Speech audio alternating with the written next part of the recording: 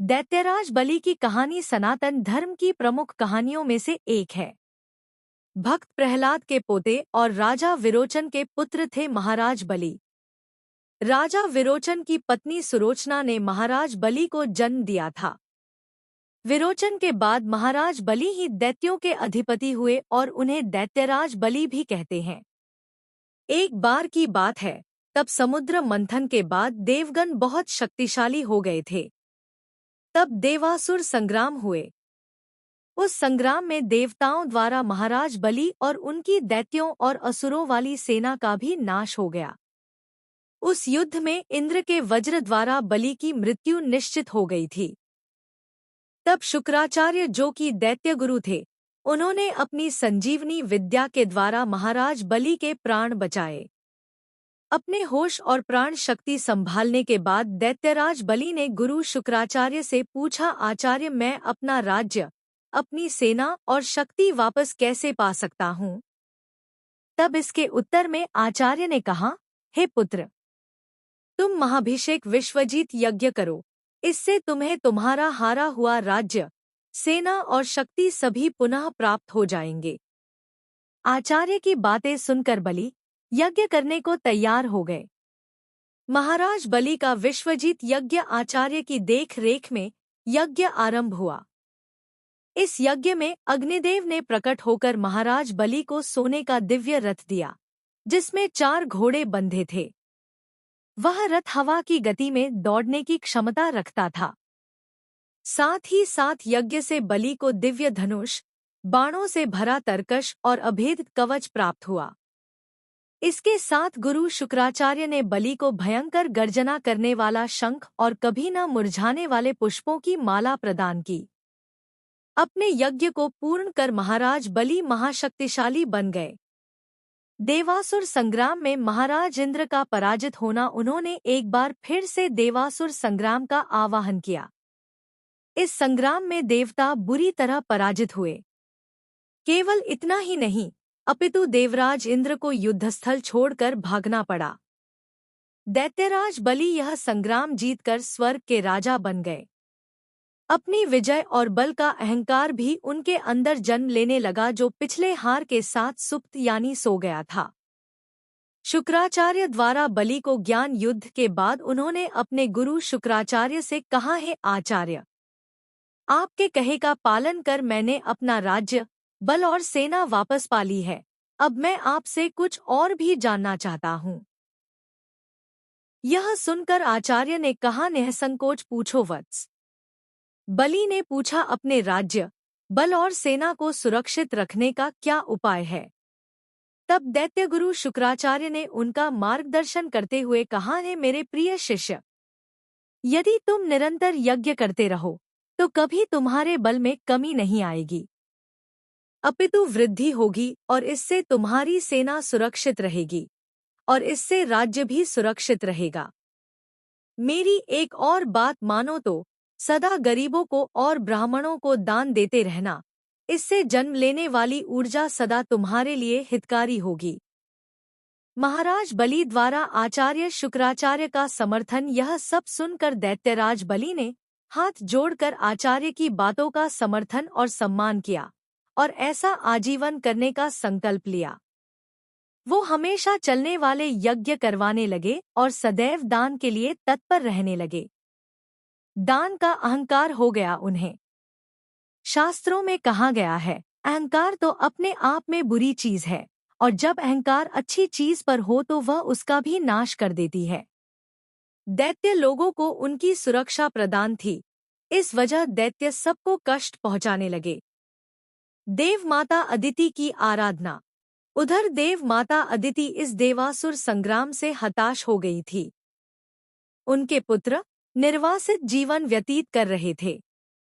उनके पुत्र देवराज इंद्र देवगुरु बृहस्पति के कहे अनुसार घोर तप कर रहे थे। यह सब देखकर माता अदिति विचलित हो रही थी। फिर अपने पति महर्षि कश्यप के कहे अनुसार वे भगवान विष्णु की आराधना करने लगी। उनकी आराधना से प्रसन्न होकर भगवान विष्णु ने उन्हें दर्शन दिए। प्रभु के दर्शन से प्रसन्नचित होकर माता अदिति ने प्रभु से कहा, है परमेश्वर, आप देवासुर संग्राम से अवगत हैं ही। मेरे पुत्रों की दुर्दशा देखिए और देवताओं की सहायता कीजिए। दैत्यों के प्रकोप से देवता के साथ आम जनों का जीवन भी संकट में है प्रभु। वामन अवतार पहुंचे राजा बलि की यज्ञशाला। ऐसी विनती सुन प्रभु ने अदिति माता से कहा, है देव माता, मैं अपने भक्त से युद्ध नहीं कर सकता, न ही उसकी मृत्यु का कारण बन सकता हूँ, परंतु मैं आपके गर्भ से वामन अवतार लूंगा और देवताओं सहित सबका कल्याण करूंगा। प्रभु के कहने अनुसार माता अदिति को एक पुत्र की प्राप्ति हुई। उनके पति महर्षि कश्यप ने ऋषियों के मंत्रों उच्चारण द्वारा अपने पुत्र वामन का यज्ञोपित संस्कार करवाया। यज्ञोपवीत संस्कार के बाद भगवान वामन महाराज बलि की निरंतर चल रहे यज्ञ वाले यज्ञशाला की ओर चल पड़े। दैत्यराज बलि और वामन वहां उपस्थित लोगों ने एक छोटा सा ब्राह्मण बालक देखा, जिसके मुख पर अतुलनीय आभा थी। वह बालक का रूप बहुत ही मनमोहक था। उनके तेज से हर कोई प्रभावित हो रहा था। महाराज बलि और उनके यज्ञ में सम्मिलित गण उनके स्वागत में खड़े हो गए। महाराज बलि ने ब्राह्मण रूपी वामन भगवान को शाही आसन पर बैठाकर उनके पैर धोए, फिर चरण स्पर्श कर प्रणाम किया। दैत्यराज बलि ने ब्राह्मण बालक रूपी भगवान वामन से कहा, भगवन, आपके आने से मैं धन्य हुआ। आपने इस यज्ञ में पधार कर यज्ञ की ऊर्जा में बढ़ोतरी की है। मैं आपको दान देने की इच्छा रखता हूँ। आप आदेश दे प्रभु। भगवान वामन की मांग। भगवान वामन देव ने कहा, आप दानवीर हैं राजन। आपकी बहुत प्रशंसा सुनी है। आप अन्न, धन, वस्त्र, सुविधा इत्यादि दान करने के लिए जाने जाते हैं, परंतु मुझे ये सब नहीं चाहिए। मुझे केवल उतनी भूमि चाहिए जितनी भूमि मेरे 3 पग यानी कदम में नप जाए। वहां उपस्थित लोग ब्राह्मण बालक की मांग को सुन हंसने लगे। महाराज बलि भी अहंकार में आकर हंस पड़े और कहा, केवल 3 पग भूमि। फिर हाथ जोड़कर वामन देव से और भी कुछ मांगने का आग्रह किया, परंतु वामन देव 3 पग भूमि पर अड़े रहे। राजा बलि द्वारा भगवान वामन को वचन फिर जैसे ही अहंकार में अंधे महाराज बलि ने दान देने के लिए हामी भरी और आगे बढ़े, तभी उनके गुरु शुक्राचार्य ने उनसे कहा, है बलि, ये बालक ब्राह्मण कोई और नहीं स्वयं श्री हरि विष्णु है। सोच समझ कर संकल्प लेना। उनकी बात सुनकर दैत्यराज बलि ने बालक ब्राह्मण को देखा और प्रभु की अनुभूति करते हुए बोले, हे गुरुवर, मैं दानवीर हूँ, मैं दान से पीछे नहीं हट सकता। वैसे भी संपूर्ण यज्ञ तो प्रभु की प्रसन्नता के लिए होती है। हर आहुति प्रभु को प्रसन्न करने के लिए दी जाती है। यदि आज प्रभु स्वयं यहाँ दान लेने आए हैं, तो इससे सौभाग्यपूर्ण और क्या होगा। भगवान वामन का 3 पग। भगवान वामन सब सुन रहे थे। वामन देव से दैत्यराज बलि ने कहा, ब्राह्मण को दान के लिए आश्वस्त कर। मैं अपनी बातों से विमुख नहीं हो सकता, आखिर मैं दानवीर हूँ। ऐसा तो आपने भी कहा है भगवान, इसलिए आप अपने पग बढ़ाएं। मैं आपको आपकी नापी हुई 3 पग भूमि दान करने का संकल्प लेता हूँ। संकल्प के साथ ही ब्राह्मण बालक रूपी वामन अवतार श्री हरि विष्णु ने विराट रूप धरा। लोग भयभीत होकर इधर उधर भागने लगे। यज्ञ में सम्मिलित जन हो या यज्ञद्रष्टा या फिर पशु, सभी भागने लगे। प्रभु ने एक पग में धरती और दूसरे पग में आकाश को नाप दिया और फिर तीसरे पग के लिए अपने पैर उठाए और बलि की ओर देखा।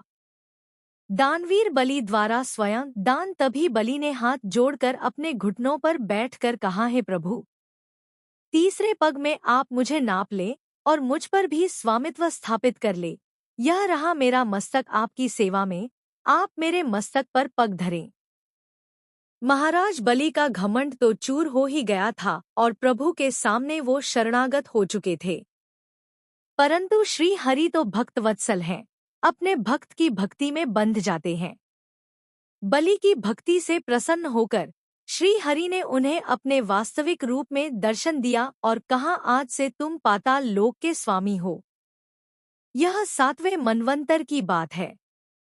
8वें यानी सावार्णी मनवंतर में महाराज बलि को अपनी भक्ति के उपहार इंद्र का पद मिला। यानी उस मनवंतर के लिए देवताओं के राजा इंद्र बलि ही हुए।